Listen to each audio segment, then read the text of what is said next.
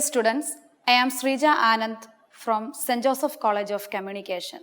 In semester 3, we are going to study Corporate Accounting 1. And in semester 4, you will study Corporate Accounting 2. As this is an important paper, we should know what is corporate accounting and what are the contents of this corporate accounting. Corporate accounting is a specialized branch of accounting which deals with issue of shares such as issue of equity shares, preference shares, right shares, bonus shares, etc. and issue of debentures, redemption of preference shares, then buyback of shares and preparation of final accounts of companies such as profit and loss account, balance sheet and accounting in special situations such as amalgamation, absorption, external reconstruction, internal reconstruction, etc. Before going to the issue of shares, we should know about the different forms of organizations and company. Then what are the different forms of organizations? The different forms of organizations are the oldest type of organization, that is sole proprietorship concern, then partnership, cooperative societies, then non-profit organizations like charitable institutions and company or joint stock company. Out of this, joint stock company is one of the most important and big type of organizations.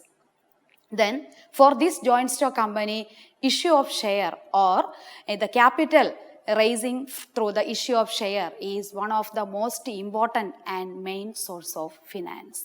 Therefore, before going to the issue of shares, we should clearly know about the company.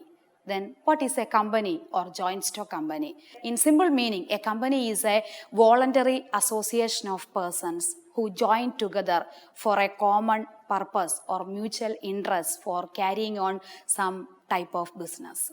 It is a simple meaning, and there is a simple definition, that is, according to Professor Haney, a company is an artificial person created by law having a separate entity with perpetual succession and a common seal. From this definition, there are important points we can derive, that is, first one, it is an artificial person. First point, it is an artificial person. Second one, it is created by law. Third one, it have a separate entity. Then four, it have a perpetual succession and a common seal. All these are important points of a company. Therefore, we are going to the features of company. Then important features of a company include, first one, separate legal entity. This is one of the important feature of a company. A company have a separate legal entity apart from its members or shareholders. Because of its separate legal entity, a company can purchase and sell property and other types of assets in its own name. Second point, limited liability. It is one of the important advantage of a company that it has only a limited liability. You know, as in case of sole proprietorship and partnership cases, we already studied about its liability is unlimited liability. Then what is unlimited liability? Unlimited liability means in case there is a debt or there is a insolvency for the sole proprietorship concern or partnership concern, the private property of the owner or partners is also liable for the debt of the business. But in case of a company, if the shareholders' liability is only limited, then limited liability may be companies limited by guarantee or company limited by shares. Now you should know only about the what is limited liability. Limited liability means in case of insolvency or at the time of liquidation of a company, the shareholder or member is only liable for the amount invested in the business and his private property is not liable for the debt of the business. And third point, perpetual succession. Perpetual means continuous. Then perpetual succession means continuous existence. Then very simple. It is in case of a sole proprietorship concern, if the owner dies, the business will not have any existence. That is, after the death of the owner, the sole trading business comes to an end. That is the same case of partnership concern. If one or two partners will die, if the business comes to an end. That is not the case of a company. Company, one or two or shareholders or a number of shareholders' death will not affect a company. That is, a company never dies. A company is the creation of law. Therefore, a company can come to an end only through the operation of law. That is the perpetual succession, that is continuous existence. Then fourth one, common seal. That company is an artificial person. It cannot sign like human beings in its own name. Therefore, a common seal is used in contracts of companies with the third parties. Next point, transferability of shares. But that is, what is transferability of shares? Shares can be, the company shares can be transferable from one person to another without any restrictions. That is one of the main advantage and feature of the company. Then due to this transferability, the shares can easily converted into cash. This transferability of shares makes or increases liquidity and marketability to the shares. You know, the transferability of shares or buying and selling of these shares are through the secondary market, that is through the stock exchange. Next point number 6, separate property. As we already said that company is an artificial person created by law. Therefore, in front of law, a company is treated as a person. So, company can, like another individual, it can purchase and sell property in its own name apart from its owners or shareholders. The property of the company is company's itself, and it is the shareholders are not the joint holders of the joint owners of this property. Then 7th point, capacity to sue and be sued. That is, company is an artificial person created by law, have the capacity to sue and be sued by other persons. That is a privilege to the company. Point 8, artificial person. A company is an artificial person because it has neither body nor soul. But before law, it is treated as an artificial person, because the law creates a company. Therefore, it is treated as an artificial person and have all the rights like any other human beings. That is, it can sue on another and others can sue on it. 9th point, a company has a democratic setup. That is, the company's affairs are directed by or managed by the board of directors. Its important decisions are taken by the board of directors, and these board of directors are the elected members from shareholders. And these board of directors or these directors are selected by the shareholders by voting. Then 10th point, a company is in a much better position to raise finance. When compared to other old type of organizations, that is sole proprietorship concern or partnership concern, company will not have any scarcity for funds. That is, in sole proprietorship concern, there is only one person contribute funds, and therefore there is a limited fund available for the functioning of the business. And in case of partnership, there are minimum 2 persons and maximum 10 persons in banking concerns and 20 in case of other concerns. Therefore, there is only a limited person to contribute towards the capital of the firm. In 2 cases, the main important problem is scarcity of funds, but such a scarcity of funds is not exist in case of company. That is, company can easily raise crores and crores rupees by issuing a number of shares as authorized by its memorandum of association. Next, we are going to the next topic, that is types of companies.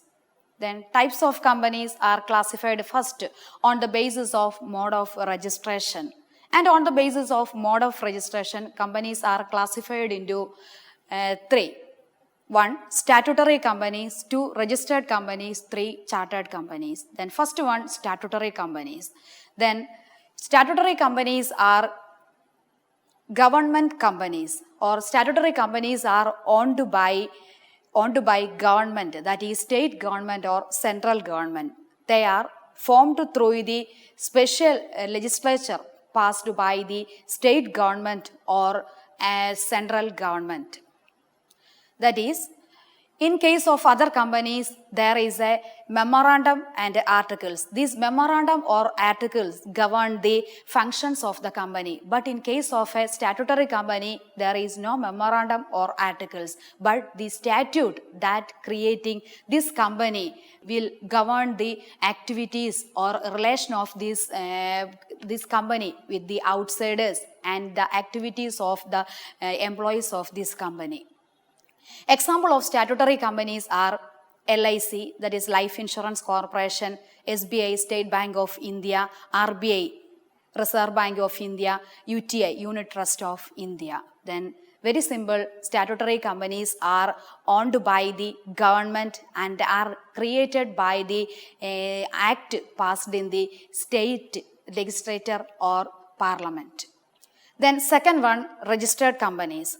Registered companies are companies which are registered under the Companies Act 2013 or any other earlier Companies Act. Then these registered companies include companies limited by guarantee, then companies limited by shares, etc. The important types of, the most common type of companies are these registered companies. Example of these registered companies are Reliance Industries, Tata Motors, Mahindra, etc. Then third one, chartered companies. Chartered companies are those companies which are created through the royal charter granted by the king or queen. In 14th to 19th century, this royal charter is used to create companies. And nowadays, these type of companies, that is chartered companies, no more exist in India. And example of chartered companies are East India Company, Bank of England, British Broadcasting Company, etc. Then chartered companies are very old type of companies. These are created through the royal charter of the king or queen. Then next type of classification on the basis of number of members. On the basis of number of members, the companies are classified into private companies and public companies. Then, what are the features of a private company? Private companies' features are, the first important point, the number of members or shareholders of a private company is restricted to 200. That is maximum 200 shareholders are included in a private company. Then what is the minimum number of members in a private company? The minimum is 2. And second important point is private company cannot invite the public to subscribe the shares and debentures of the company. That is, what is the name of an invitation provided to the public to subscribe the shares or debentures of a company? That is known as prospectus. That is, a private company cannot issue prospectus to purchase the shares or debentures of a company. And third important point, there are some restrictions on the on private company on transferability of shares. There are only some restrictions in case of a private company to transfer the shares from one person to another. Second point, it cannot invite the public to subscribe the shares and debentures of the company through prospectus. Third important point, there are some restrictions on transferability of shares of a private company. Then next type of company on the basis of number of members, that is public company. Then the very simple definition of a public company as per the section 2 subsection 71 of the Companies Act 2013 is that a public company is a company which is not a private company. That is very simple. Then what are the points relating to a public company? That is just opposite to the points of a private company. That is, first one, in case of a public company, the number of members, the maximum unlimited. That is, there is no restriction with regard to the number of shareholders in case of a public company. Second point, the public company can invite the public to subscribe the shares and debentures of a company through prospectus. Then that is not allowed in case of a private company, but a public company can issue prospectus. Then Third point, in case of a public company, there is no restrictions on the transferability of shares from one person to another through stock exchange. Then third one person company. This is a new concept that is derived as per the Companies Act 2013, Section 2, Subsection 62. A company, as the name indicates, one person company is a company which have only one person. And it is a private limited company, and that one person should be an Indian citizen. That is an important point with regard to one person company. And another classification of company on the basis of liability of members. On the basis of liability of members, there are three types of companies. Companies limited by shares, companies limited by guarantee, and companies with unlimited liability. That is, first one, companies limited by shares. In case of a shareholder of a company limited by shares, the liability of the shareholder at the time of winding up is limited only to the unpaid value of shares subscribed by them. That means only limited to the unpaid value of shares subscribed by them. That means in case of a company that issues 1 lakh shares at the rate of rupees 10 each, and the company called rupees 8 only, that is for application 5 and with allotment rupees 3, total 8, and there is remaining 2 that is uncalled by the company. If there is a winding up due to insolvency of the company, this shareholder is only liable to pay rupees 2 per share to the company. That is his liability, and his liability is limited to the unpaid value of shares, and he has no more to contribute towards the liability or debt of the company. That is, his position is very safe in case of a company limited by shares. And most of the companies are these types, companies limited by shares. Second one, companies limited by guarantee. Then what is a company limited by guarantee? In case of a companies limited by guarantee, there is a guaranteed amount by the shareholder in the memorandum of association, and at the time of the winding up of the company or liquidation, that shareholder has to pay that guaranteed amount only, and there is no more liability to that shareholder. That is also an advantage. His liability is limited only to the guaranteed amount. And third one, companies with unlimited liability. Then, as the name indicates, the liability of the shareholder of this type of company is unlimited. That is, in case of winding up of the company, that shareholder is liable to pay out of his private property towards the debt of the company. That is a very risky situation. Next classification of company on the basis of listing. On the basis of listing, companies are classified into listed company and unlisted company. Before these two classification, we should know what is listing. Listing is the process of including the shares in the official list of a stock exchange for trading. Only listed shares can be traded in a stock exchange like National Stock Exchange or Bombay Stock Exchange. Therefore, listing of securities increases its marketability and liquidity. Shareholders like to buy the shares of a listed company. Then what is listed company? Listed company are those companies whose shares are listed in the stock exchange, that is NSE or BSE. Then second one, unlisted company. Then unlisted company is a company whose shares are not listed in a stock exchange like NSE or BSE. Therefore, these types of companies' shares have only a limited liquidity and marketability.